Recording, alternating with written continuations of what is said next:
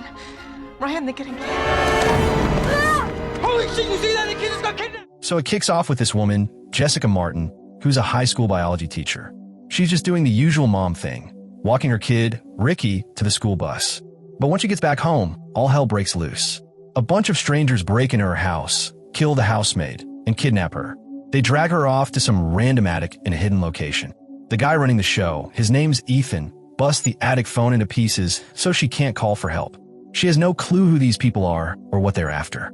But she's clever, somehow manages to fix the smash phone just enough to randomly dial out. On the other end, we've got Ryan, a young dude who just got dumped by his girlfriend for being too immature. He thinks it's some prank call at first, but Jessica begs him to go get help. He heads to a nearby police station, and an officer named Mooney tells him to go upstairs and speak with the detectives. But the signal gets all messed up in the stairwell, so Ryan bails on that plan to stay on the line with her. Back at the hideout, Ethan shows up again and starts grilling Jessica about some info she swears she doesn't know. When she still doesn't give him what he wants, he says he's going after her son. Ryan hears everything and suddenly realizes this isn't some random call. It's deadly serious. Jessica pleads with him to reach Ricky's school before the bad guys do, but Ryan's a bit too slow. Ricky gets snatched too. Now Ryan's really in deep. He steals a car from a school security guy and takes off after them. But his phone's about to die, so he stops by a shop to buy a charger. The store employees keep bouncing him around, so he pulls a gun from the security car and holds up the place just to get the charger. Meanwhile, Officer Mooney starts getting suspicious about the call earlier and decides to check out Jessica's place. When he gets there, a woman answers the door claiming to be Jessica and says everything's fine. Mooney buys it and leaves. Turns out, that lady's actually working with the kidnappers. Back in the attic, Ethan is now trying to find out about some place called the Left Field, where Jessica's husband Craig was last seen. To pressure her, Ethan shows her that Ricky's tied up in the garage and threatens to kill him. She tells him that Left Field is actually a bar inside LAX airport. Once he's gone, she warns Ryan they're going after her husband now. But things start going sideways. Another person's phone call interferes with the line. A random lawyer ends up talking to his mom on the same signal. Ryan finds this guy, steals his car and his phone, since his own call was cut off and his first car got wrecked in an accident. Jessica tells him to get to the airport and stop them from reaching her husband. At LAX, Ryan tries to outsmart the bad guys by slipping the security gun into one of their bags before they go through screening. Security grabs them, but the twist? These guys flash badges. They're dirty cops. So now Ryan and Jessica both realize this is way bigger than they thought. Ryan then tries to find Craig, but ends up approaching the wrong guy. That slip-up gives the bad cops enough time to grab the real Craig. When Ryan heads out of the airport, he discovers the stolen car has been towed. Meanwhile, the wild events, like the dude who held up a store for a phone charger, are all over the news. Even the lawyer Ryan robbed goes on air, saying his car was jacked by some guy claiming to be saving a kidnapped woman named Jessica Martin. Mooney sees the news and starts connecting the dots. He calls Jessica's number again, but this time notices that the voicemail doesn't match the voice of the fake Jessica he met earlier. Back in the attic, the bad guys bring in Craig and try to get him to spill about some videotape. Craig tells them it's in a safety deposit box at Centurion Bank, but they'll need him to retrieve it.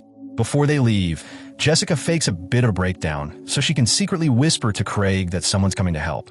Ethan, along with two of his partners, Dimitri and Deason, takes Craig to the bank, leaving another guy behind to watch Jessica.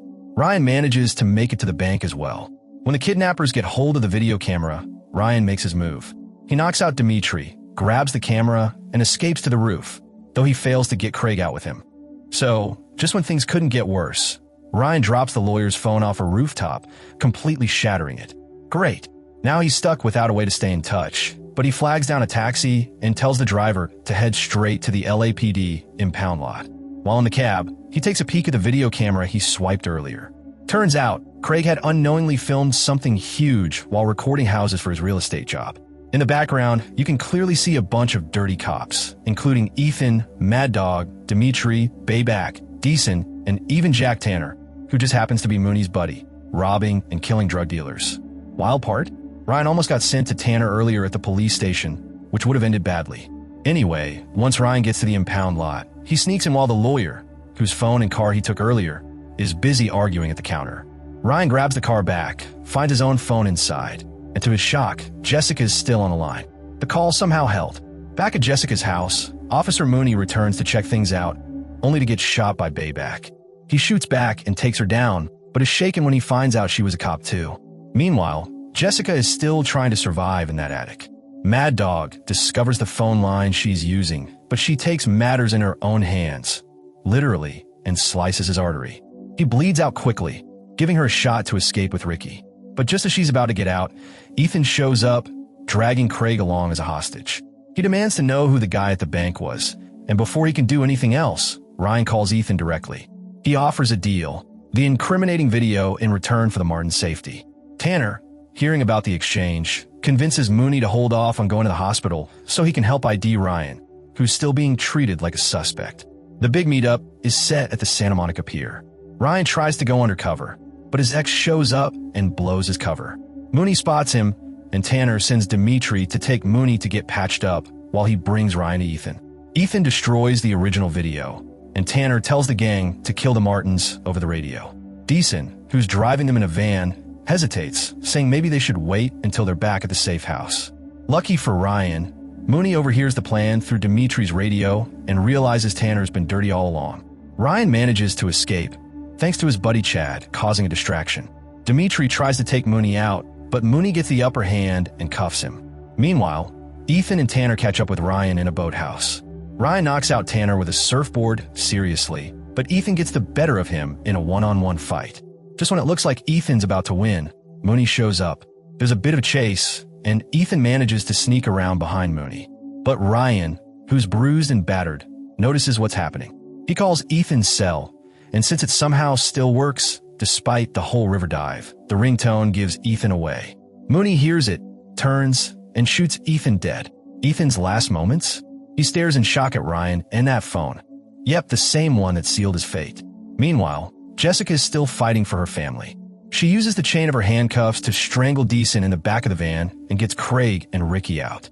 But Deason isn't quite finished. He pulls a gun on them. Right on cue, Ryan shows up and knocks him out cold. With everything finally settling down, medics arrive to treat Ryan and Mooney. Tanner's busted, too, because Ryan had secretly saved a copy of the video on his phone. The Martins are finally safe, and Jessica gets to meet the guy who risked it all to save her and her family. Ryan, with a grin, tells her she's never allowed to call him again. They share a laugh, and that's a wrap.